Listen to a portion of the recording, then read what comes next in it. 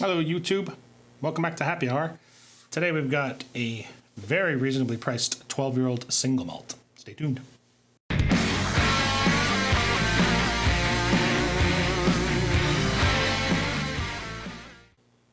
Hello YouTube, welcome back to Happy Hour.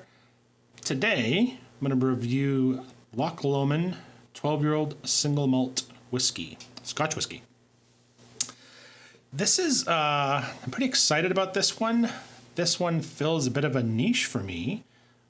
I don't know, I feel like I've been on a bit of a run. I guess not every video, but I've been doing, I feel like quite a few, or at least a handful of my later videos, my most recent videos, have been kind of in the search for inexpensive whiskeys.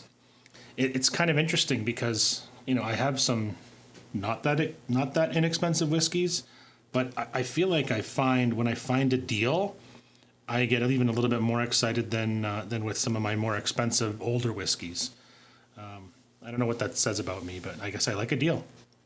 But yeah, Loch Lomand. So Loch Lomand, it reminds me, at least conceptually, a little bit of kind of Tomatin 12. So I did a video of the Tomatin 12 not that long ago, and what intrigued me about the Tomatin 12 was, I said in the video, I've walked by it on the shelf so many times. You know, mid $30 bottle, which is what the Loch Lomand is around me. I think it was like 36 bucks. Not very interesting looking bottle. Nothing jumped out at me. I know that's to each his own, right? About design, and I don't necessarily care about design so much, but there was nothing that jumped out at me to really want to try it in the past. Again, I've said before, there was nothing offensive about it, but there's just so many whiskeys out there that I wanted to try that I knew about. So it kind of sat on the bottom of these shelves as I walked by it and never thought of picking it up, but I eventually did, as you can see, because it's sitting right in front of me. And spoiler alert, I'm glad I did. I feel like these inexpensive whiskeys, relatively inexpensive whiskeys, I've been having a really good run of luck with lately. So yeah, Loch Lomand 12. It's a 12-year-old single malt, as I said. A couple cool factors: 46% alcohol. Non-chill filtered, it says right on there. Doesn't say anything about non-color. We'll assume there's some color added. But here's an example of where the color, at least to my palate, matches the color matches what I taste. So I'm not stressing over the color too much. But yeah, 46% unchill filtered, 12-year-old single malt for about 36 bucks. Can't really beat that with a stick. Well, unless it sucks. But it doesn't. Let's get into it. So, it's pretty dark. I don't want to say dark, but it's not, it looks like there's sherry influenced in it, but here's the kicker. So, it says on the back that it is aged in 3 types of casks: bourbon, refill, and recharred. I don't think any of those are ex-sherry casks. I could be wrong. But there's definitely a lot of flavor profiles. Well, 3 different flavor profiles going on: bourbon, refill, and then and recharred. The recharred, I think, gives it quite an interesting and unique flavor and note. Let me get into the nose. Yeah, so I had a little dram of this just before I shut the video, just to reacquaint. It's actually why I wanted to do the video. You can see there's quite a bit out of the bottle. I remember when I first opened it, I thought it was really quite good. I was like, wow, that's really good for 35 bucks. I was not expecting it to be as good as it was. I think I drank most of it. Again, it was, I think, a night with friends, and I got down to about half a bottle, and it just sat here for a couple of months. I just opened it again a few minutes ago. I saw it on the shelf. I'm like, oh, wow, I haven't touched that in a while. Let's see what it's at. And again, it's better now than it was then. Now, I don't know if it's the bottle's opened up a little bit, or maybe just my brain and my taste buds, my palate is kind of in line with what the liquid in this bottle a little bit more today.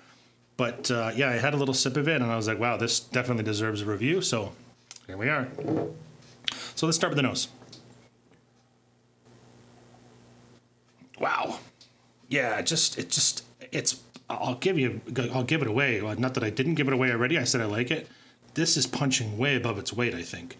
It is incredible. There's just a lot going on.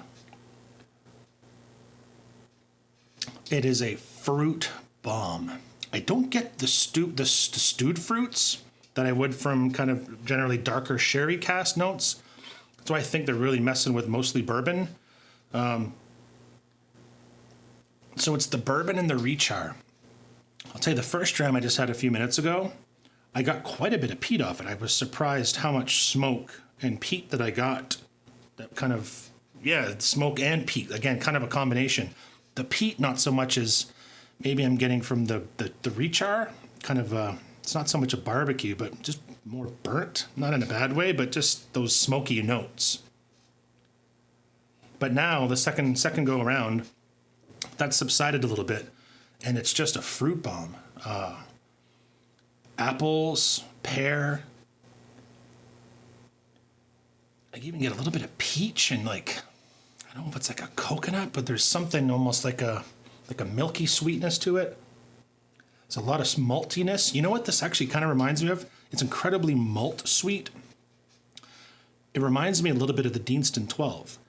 That I find is probably one of the more unique profiles. I haven't found that many whiskeys that are similar to Deanston 12 with that really cereal, milky, sweet kind of sweet bread note. I get that in this quite a bit. Yeah, it's fruit, malt. It's quite pungent.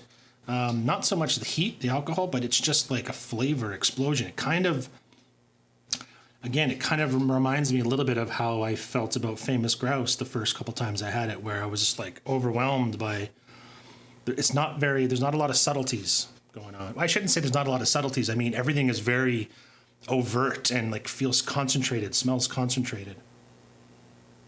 It's really impressive on the nose, I gotta tell you. Again, for the price. All right, let's give it a taste.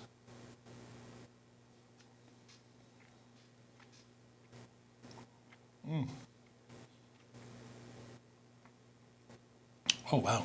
It's rich. Little bit of peat. It's quite mouth coating. I'm even getting a little bit of like a tingle on the tongue, but not like an alcohol burn tingle, just kind of a weird, like an interesting sensation. It's really good. Fruits. It's a really interesting fruit profile. Usually I have fruit profiles that are quite separated. I get like the citrus and the apples and like kind of the brighter fruits. Or I get, in generally more of the sherried whiskeys, I get the kind of stewed jammy fruits. This kind of sits in the middle a little bit. I get a little bit of the apple. I get a little bit of what I would consider darker fruits, although I can't really place what that fruit would be. But maybe like almost like a caramelized apple. Maybe that's what it is. Maybe there's like this vanilla caramel.